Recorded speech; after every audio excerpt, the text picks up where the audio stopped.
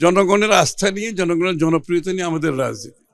Engineering করে যদি কেউ করতে চায়, যারা অনেকে আমরা শুনতে পাচ্ছি বিভিন্নভাবে বিভিন্ন, তো সেই দিকে তো বিএনপি যাওয়ার সুযোগ নেই। আমাদের রাজনীতি জনগণের আস্থা নিয়ে। বাংলাদেশের জাতীয়তাবাদ তো হচ্ছে ইনক্লুসিভ একটা জাতি। আপনার রেইনবো নেশন বলি, এটাকে বিভিন্নভাবে বলি। সুতরাং পুরো জাতিকে যদি আপনি ঐক্যবদ্ধ করতে না পারেন, পুরো জাতিকে যদি আপনি কর্মক্ষম করতে না পারেন, আপনি জাতীয়তাবাদের চিন্তা চেতনায় উদ্বুদ্ধ হয়ে একটি জাতীয় দিক নির্দেশনা দিতে না পারেন, তাহলে দেশ তো এগিয়ে যাওয়ার সম্ভাবনা নেই।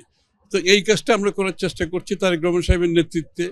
উনি সেই টর্চ বেয়ারার ডেমোক্রেসি, যেটা জিয়া রহমান সাহেব শুরু করেছিলেন, বেগম খালেদা জিয়া অব্যাহত রেখেছেন, এখন তারেক রহমান সাহেব is the torch bearer of শুধু ডেমোক্রেসি না, বাংলাদেশি জাতীয়তাবাদী চিন্তা চেতনায় সকলের আকাঙ্ক্ষা পূরণে সকলকে নিয়ে ঐক্যবদ্ধভাবে ইনক্লুসিভ একটি দেশ গড়ার প্রচেষ্টা চালাচ্ছেন। আমার মনে এটাই বাংলাদেশের আগামীর যে আকাঙ্ক্ষা পূরণের, প্রত্যাশা পূরণের সহায়তা করবে। দলের নেতা, বিশেষ করে তারেক রহমান সাহেবের মতো জনপ্রিয় নেতা যখন জনগণের কাছে যাবে, এটা তো একটা প্রতিফলন, রিফ্লেকশনটা আমরা দেখতেই পাবো। আপনি দেখেন আজকে সোশ্যাল মিডিয়াতে সবচেয়ে হাইয়েস্ট পার্টিসিপেশন কিন্তু তারেক রহমান সাহেবের মিডিয়াতে, সোশ্যাল মিডিয়াতে। এটাই তো কি প্রমাণ করে?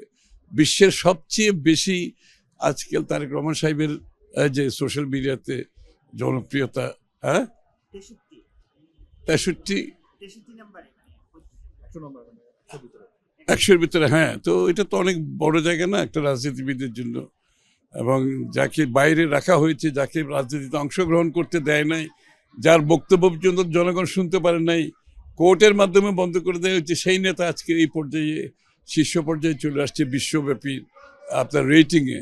সেটাই তো একটা পরিষ্কার বার্তা দেয়, তাই না? না, চিন্তার কিছু নেই। আমরা তো আমাদের রাজনীতি করে যাচ্ছি। অন্যরা রাজনীতি করছে নাকি অন্য কিছু করছে, সেটা জনগণ বিচার করবে।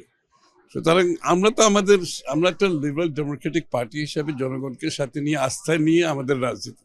আমাদের তো আর অন্য ইঞ্জিনিয়ারিং করার মতো চিন্তা বিএনপির কোনো সময় ছিল না, এখন নয়, সামনেও থাকবে না। জনগণের আস্থা নিয়ে, জনগণের জনপ্রিয়তা নিয়ে আমাদের রাজনীতি।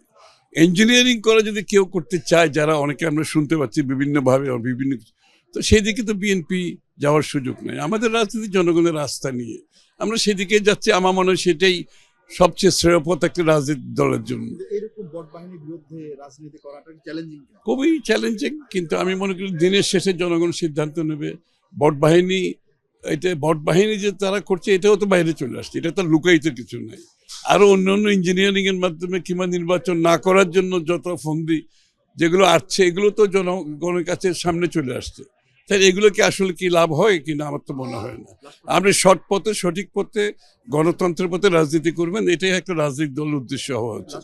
আমার মনে হয় না। দিনের শেষে দলের যে সিম্বল, দলের যে সিদ্ধান্ত, তার বাইরে বাংলাদেশের জনগণও যায় না, দলের নেতা কর্মীরাও যায় না। খুব ছোটখাটো অংশ, এগুলো নির্বাচনে এতে কোনো প্রভাব থাকে না।